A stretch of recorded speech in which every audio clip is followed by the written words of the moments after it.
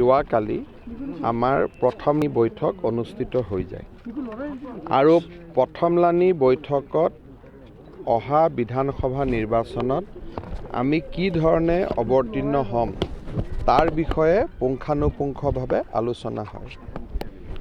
সেই আলোচনাত অমীমাংসিত হৈ থকা কিছু ইস্যু বা কিছু বিষয় আজি মই অনানুষ্ঠানিকভাৱে আলোচনা কৰোঁ আৰু প্ৰায় ৯৫% আমাৰ মাজত ঐক্যমত সহমত হৈছে। আজি গধূলি গণপৰিষদ দলৰ লগত আনুষ্ঠানিকভাৱে আমাৰ আন এক বৈঠক অনুষ্ঠিত হ'ব। অহাকালি অসম গণ পৰিষদ দল আৰু আমাৰ ভাৰতীয় জনতা পাৰ্টিৰ সভাপতি JP নাড্ডা আৰু গৃহমন্ত্ৰী অমিত শ্বাহ ডাঙৰীয়াৰ বৈঠক অনুষ্ঠিত হ'ব আৰু সেই বৈঠকতে আসন বুজাবুজি চূড়ান্ত কৰা হ'ব।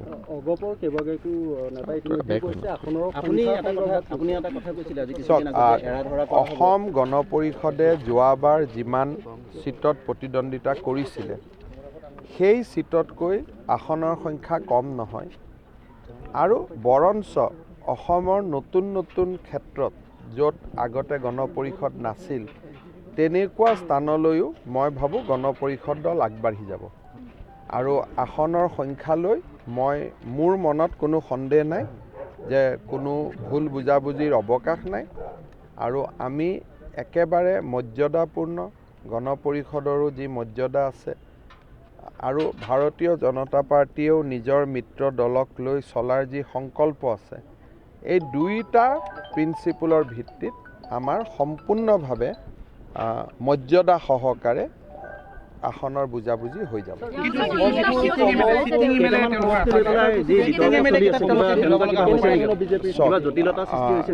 এটা কথাটো হৈছে যে আসন বুজাবুজিৰ যিটো আলোচনা সেই আলোচনা প্ৰথম অৱস্থাত অকণমান মোক 40টা লাগে 50টা লাগে, বিজেপিয়ে ক'ব মোক 100টা লাগে 200টা লাগে। এইটো এটা সাধাৰণ আলোচনাৰ প্ৰক্ৰিয়া এটা। মই ভাবোঁ যে আপোনালোক সংবাদ মাধ্যম হিচাপে সিমান দূৰলৈকে যোৱাৰ কোনো প্ৰয়োজন নাথাকে, কাৰণ এইবিলাক হৈছে কি যে আমি য'ত যি যেনেকৈ নকওঁ কিয় আচল কথাখিনি যেতিয়া মিত্ৰতা কৰাটো নিশ্চিত, গতিকে দুই এটা যি সমস্যা থাকে এইটো সমাধান হৈ যায়। এতিয়া সেইখিনিকে কৈ থাকিলে ধৰক আপোনালোকৰ এটা হেডলাইন হৈ থাকিব, কিন্তু আচলতে হেডলাইনটোতো আমি ষ্টেণ্ড বাইও হ'ব লাগিব যে যিটো আজি হেডলাইন দিছোঁ 3 দিন পিছত পাঠকে সুধিব যে এইটো হেডলাইন ক'ত গ'ল। সেইকাৰণে মোৰ কথাটো হ'ল যে এনেকুৱা হেডলাইন নাই যিটো হেডলাইন পৰিৱৰ্তন নহ'ব।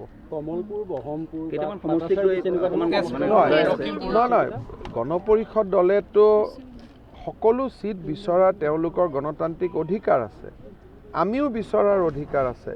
যদি একো নিবিচাৰোৱে তেতিয়াহ'লে এখন ইমেইলৰ জৰিয়তে আলোচনা চেজ হৈ যাব। মই এখন ইমেইল পঠাম, তেওঁলোকে ৰিটাৰ্ণ ইমেইল পঠাব, যেনেকৈ কৰ্পৰেট ৱৰ্ল্ডত কাম হয় তেনেকৈ দেখোন আসন বুজাবুজি হৈ যাব। গতিকে তেওঁলোকে কমলপুৰো বিচাৰিব, জালুকবাৰীও বিচাৰিব, মাজুলীও বিচাৰিব পাৰে, ঠিক তেনেকৈ আমিও বোকাখাট কলিয়াবৰো বিচাৰিব পাৰোঁ। এইটো এটা ডেফিনেটলি এৰা ধৰা নহ'লে ৰাজনীতি কেনেকৈ চলিব। কিন্তু এৰা ধৰা মানে এইটো নহয় যে AGPয়ে নিজৰ চিটবিলাক এৰি দিব, সেইটো এৰা ধৰা নহয়। গোটেইটো ডিপেণ্ড কৰিব যে আমি কোন ক'ত জিকিব পাৰিম। চিটটো জিকাৰ কাৰণেহে এলায়েন্স হয়, গতিকে সেই বিষয়ে আমি আলোচনা কৰি আছোঁ আৰু মই ভাবোঁ যে অহাকালি 3-4টা বজাৰ ভিতৰত এই গোটেই কথাটো জৱনিকা পৰি যাব। মানে সমষ্টি লৈ পেলাই যিটো ওলাই আছে মানে এটা ধাৰণা দিয়া হৈছে যে জটিলতাৰ সৃষ্টি হৈছে, মইতো নাভাবোঁ।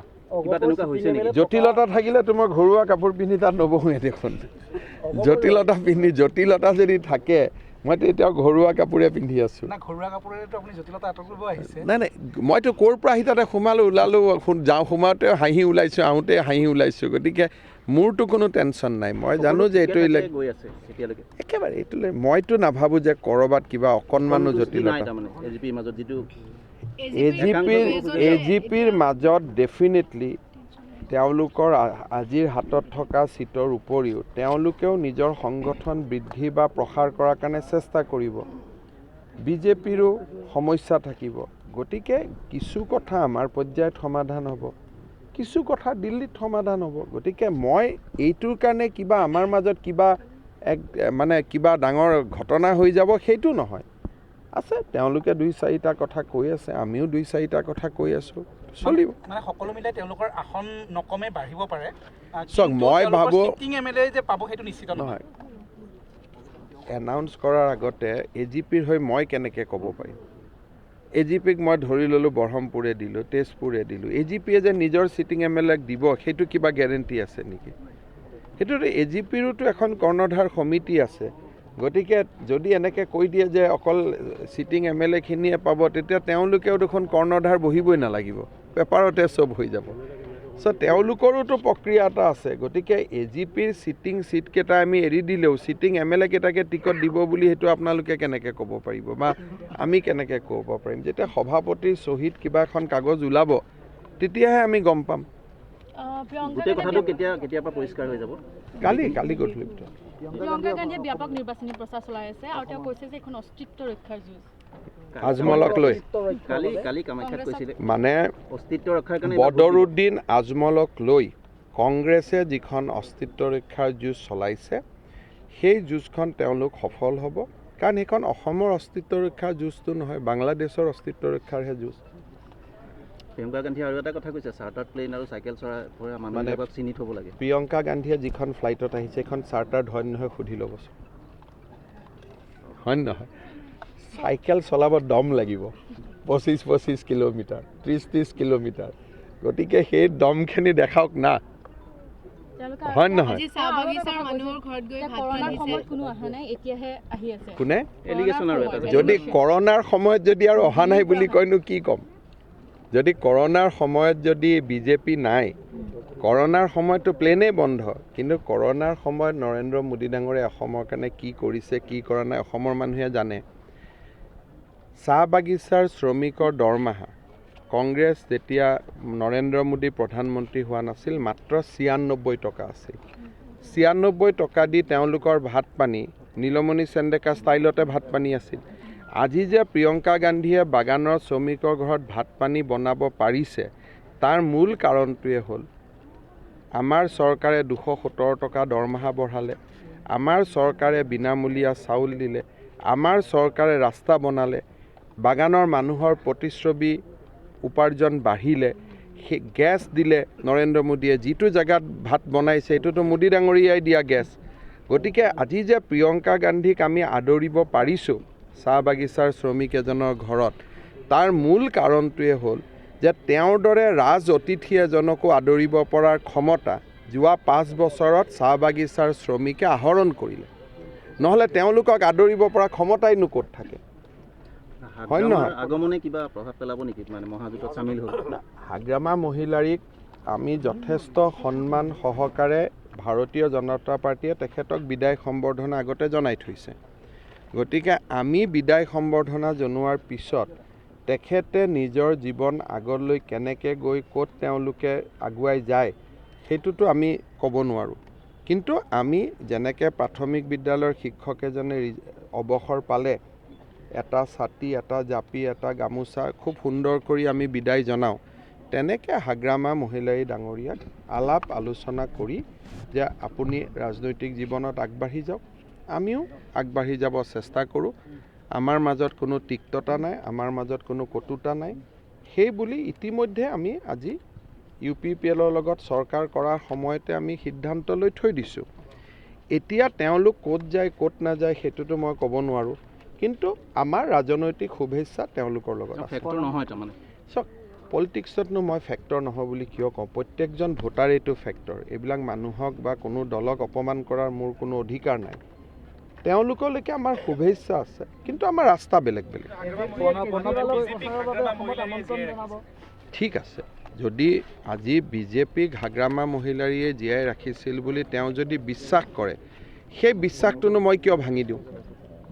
যদি মানুহে ভাবে যে অসমৰ 3 কোটি মানুহে BJPক জীয়াই ৰখা নাই, BJPক জীয়াই ৰখা নৰেন্দ্ৰ মোদীৰ কোনো অৱদান নাই, BJPক জীয়াই ৰখাত অটল বিহাৰী বাজপেয়ীৰ কোনো অৱদান নাই, BJPক জীয়াই ৰখাত আমাৰ 42 লাখ কাৰ্যকৰ্তাৰ কোনো অৱদান নাই, কেৱল হাগ্ৰামা মহিলাৰ কাৰণে বিজেপি জীয়াই আছিল তেনেকৈ ভাবিলে যদি ৰাতিটো টোপনি কাৰোবাৰ ভাল হয় মইনো কিয় তাৰ বিপক্ষে কথা কওঁ সকলো মানুহ ভাল হৈ থাকক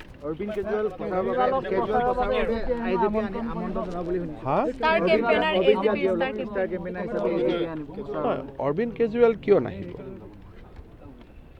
অৰবিন্দ কেজৰিৱাল অসমত কিয় নাহিব আজি দিল্লীত ক'ভিড আছে অসমত ক'ভিড নাই গতিকে অসমতো আহিব লাগে this is the best time to visit Assam কাৰণ দিল্লীত গ'লে ক'ভিডৰ চিন্তা হৈ থাকে অসমত এতিয়া চাওক এজন সাংবাদিকৰো মাস্ক নাই মোৰো মাস্ক নাই গতিকে অসমত যদি এতিয়া টুৰিষ্ট নাহে কেতিয়া আহিব আজি যদি প্ৰিয়ংকা গান্ধীয়ে দিল্লীততো ঘূৰিব নোৱাৰে অৰবিন্দ কেজৰিৱালটো দিল্লীত ঘূৰিব নোৱাৰে গতিকে আমাৰ কাৰো মুখত মাস্ক নাই এজন জানিলে বাবা তয়ে অকল ৰুমালখন ৰাখিছ বাকী কাৰো মাস্ক নাই আজিৰ দিনত যদি অসমত টুৰিষ্ট নাহে কেতিয়া অসমত টুৰিষ্ট আহিব জয়ন্ত মল্লবৰুৱাটো ফেইল হৈ যাব নহ'লে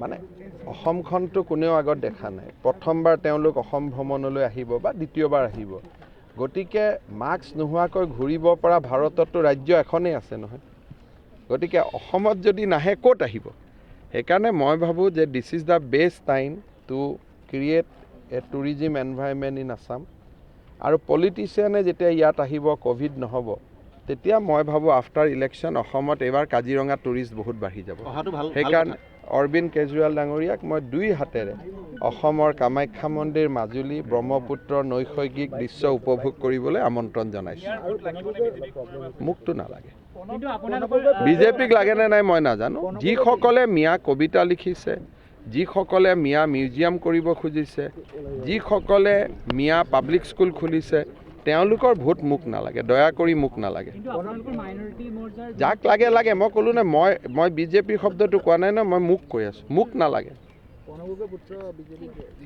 মই নাজানো লুৰিণজ্যোতিৰ ওপৰত আক্ৰমণ সেইদিনা এটা ঘটনা এটা হৈছিলে সেইটো হ'ব নাপায় কোনো ৰাজনৈতিক নেতাৰ ওপৰত আমি BTCত ইলেকশ্যন কণ্ডাক্ট কৰিছোঁ এটা গণ্ডগোল হোৱা নাই আৰু নাৰায়ণকাক আৰু ভাৰতীয় জনতা পাৰ্টীৰ বৰক্ষেত্ৰী সমষ্টিৰ কাৰ্যকৰ্তাসকলক ভুল কাৰ দোষ কাৰ আমি চোৱা নাই কিন্তু যোৱাকালি আমি টেলিফোন কৰি কৈছোঁ যে কোনোবাই যদি আমাৰ পতাকাও উঠায় কোনোবাই যদি আমাৰ অফিচো ভাঙে আমি সহ্য কৰিব লাগে কাৰণ কেন্দ্ৰত নৰেন্দ্ৰ মোদী চৰকাৰ আছে অসমত সোণোৱালৰ চৰকাৰ আছে গণ্ডগোল হ'লে নৈতিক দায়িত্ব আমাৰ গতিকে আমাৰ পিঠিত যদি আহি দুটা কোনোবাই উকিলো মাৰে আমি মনে মনে থাকিব লাগে